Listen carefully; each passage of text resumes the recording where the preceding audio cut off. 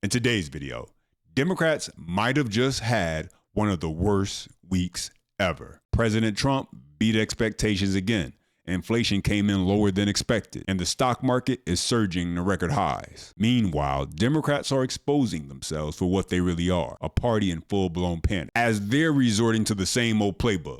This time, playing the race card, and as always, when all else fails, roll out their messiah, Obama. And now we got Hakeem Jeffries, aka Dollar Tree Obama, getting humiliated, once again proving he might just be the worst politician out there right now. And the fact that he's the leader of the Democrat Party, that explains everything. It's why the party has been in complete free fall with no parachute. As always, guys, if you enjoy the content, make sure to like the video and subscribe and turn on those notification bells for more breakdowns just like this. Now, why don't we get started with the economy, where even MSNBC was forced to give Trump a little bit of credit, admitting that the inflation numbers came in better than expected. Take a listen. It's a Friday in 2025, so we've got breaking news on multiple fronts, including the economy. A new inflation report out this morning shows inflation rose by 3% in September, lower than expected. The markets are also reacting well so far as President Trump's trade agenda hits new roadblocks. Rick, the stock market has been telling us what to believe ever since Liberation Day.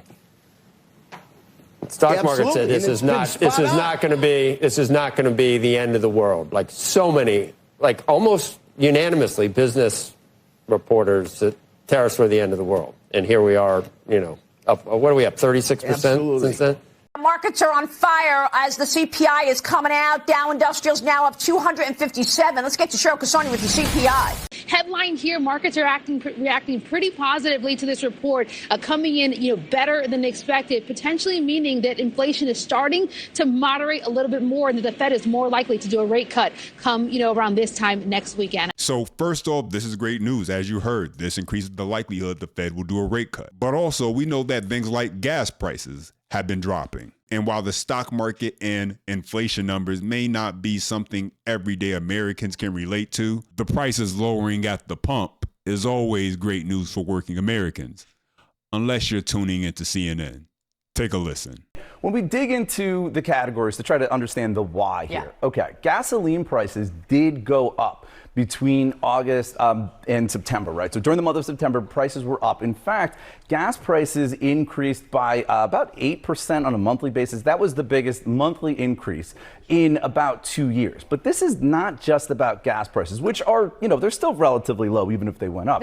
They're also, this is about the grocery store, which is another pain point for consumers, and which is also being driven in part by tariffs, because we did see significant increases for a number of different items. Canned vegetables, ham, other items of food went up. But then there's other tariff exposed items that have gotten more expensive. For example, apparel.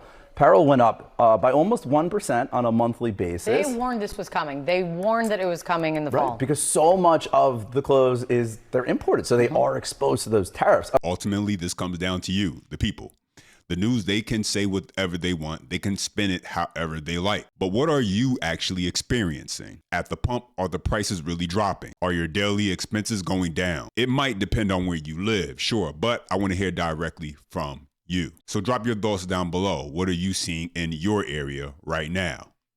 Okay, let's head to Chicago now, where honestly, I never planned on doing this much coverage on that city. But with the mayor as incompetent as Brandon Johnson, it's almost impossible not to. Every day, this man says or does something that just makes no sense. And because of that, he keeps on giving me more reasons to cover him and expose exactly what kind of leadership people like him represent. And so let's go to this press conference where he's being asked about his budget, which has been criticized widely. But take a listen to how Brandon Johnson actually responds to this question. So it's come to our attention through our cauldron sources, Mr. Mayor, that you're supposed to have filed a report on spending on illegal aliens in Chicago with the White House by now.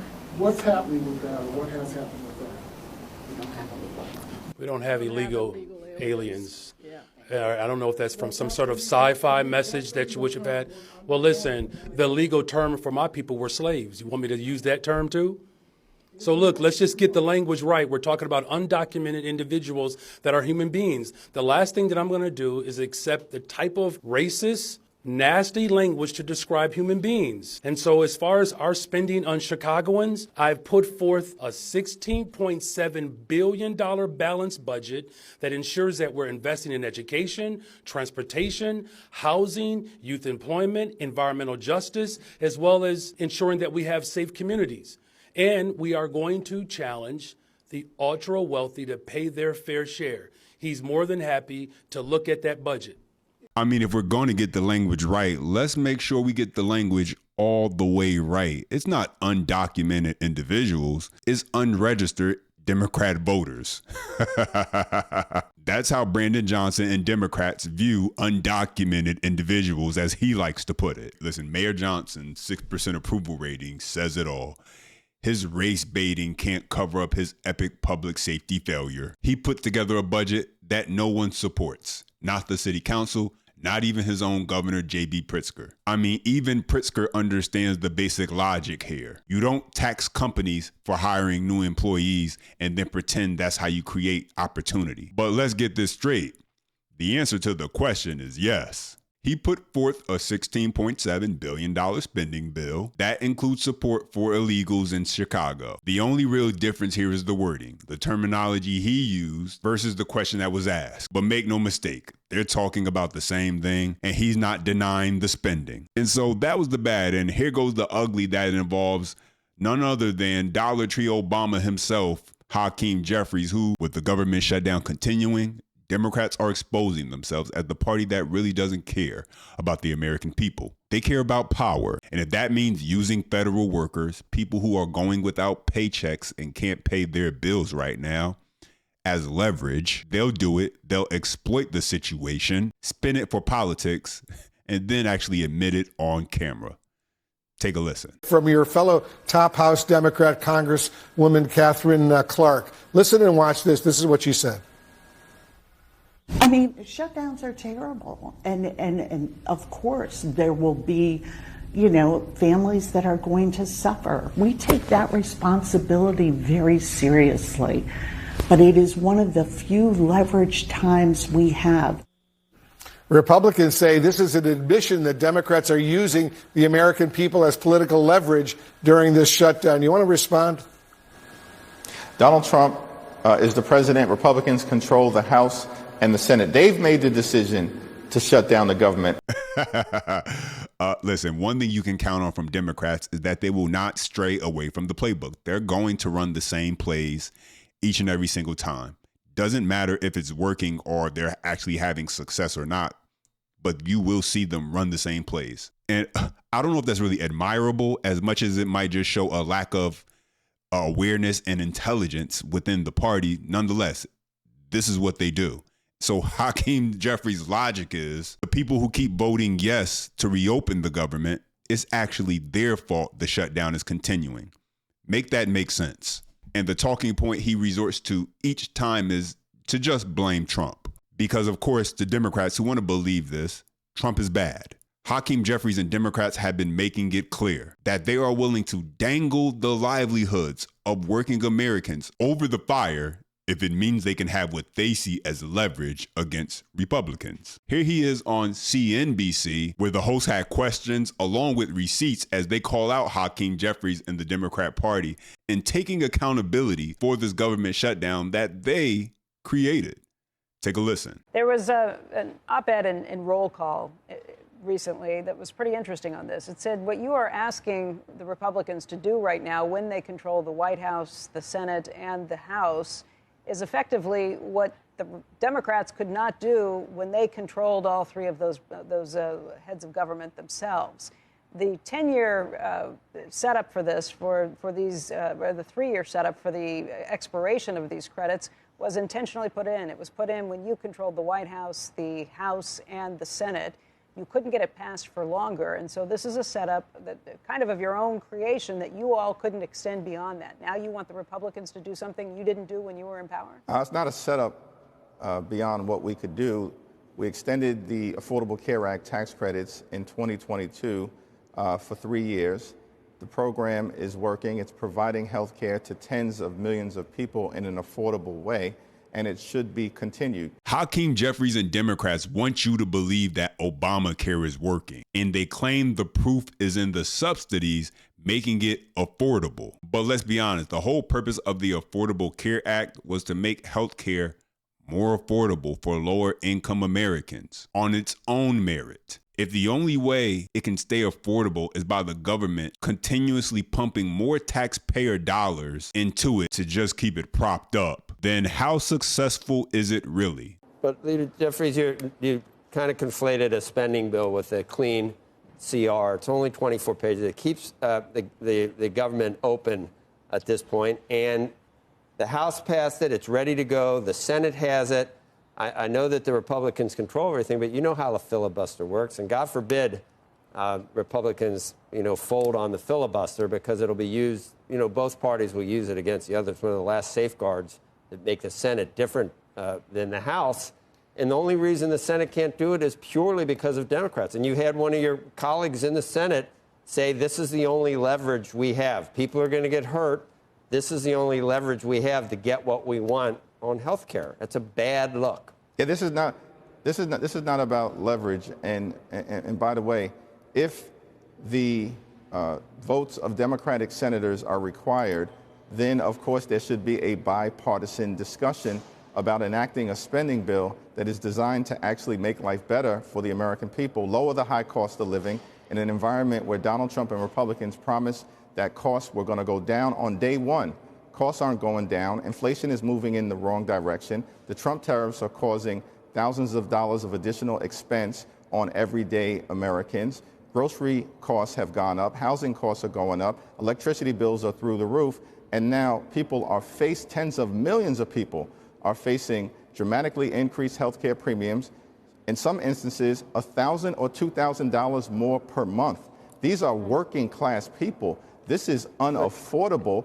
And of course, it's a crisis that is before us right now. But what changed from when the Democrats said we will not negotiate when the government is shut down on health care?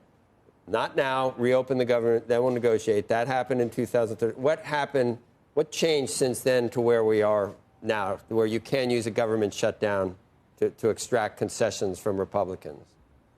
We are not using a government shutdown to extract any concessions. I mean, when you guys heard me say earlier that Democrats will stick to the playbook, it doesn't matter if it's actually successful or not. They're just going to stick to it. This is what I was referring to. I mean, you literally heard earlier in this very video, one of his colleagues saying that the only leverage they have is this shutdown. And he sits there and says that they're not using it to extract concessions, while at the same time saying if they want to get their 60 votes, they're going to have to give us what we want. Hakeem, Jeffries, and Democrats are banking on one thing and one thing only, that if they keep on blaming Republicans for this shutdown and keep saying it over and over and over again, that Americans will be dumb enough to actually believe them. And that will give them the leverage and the power that they're looking for in order to regain control. But Republicans have actually been taking actionable steps. While Democrats are perfectly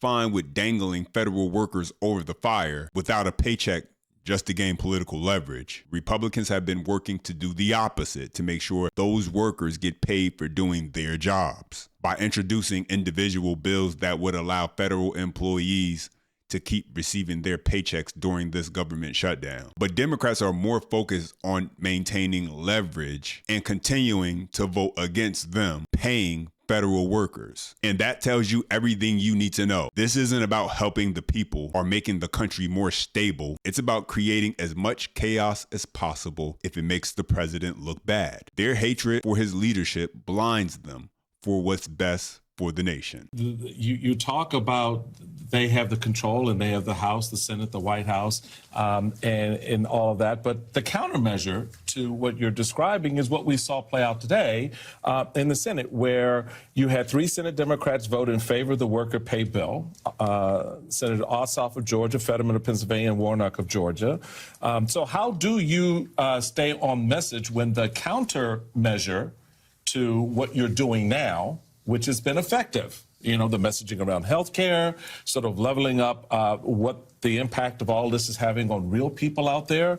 But now Republicans say, okay, I see you. I got one more for you. Hard bill after hard bill after hard vote after hard vote. How do Democrats message that and strategically work with that at the same time holding their ground? Now, the Republicans are going to try to advance gotcha vote after gotcha vote after gotcha vote.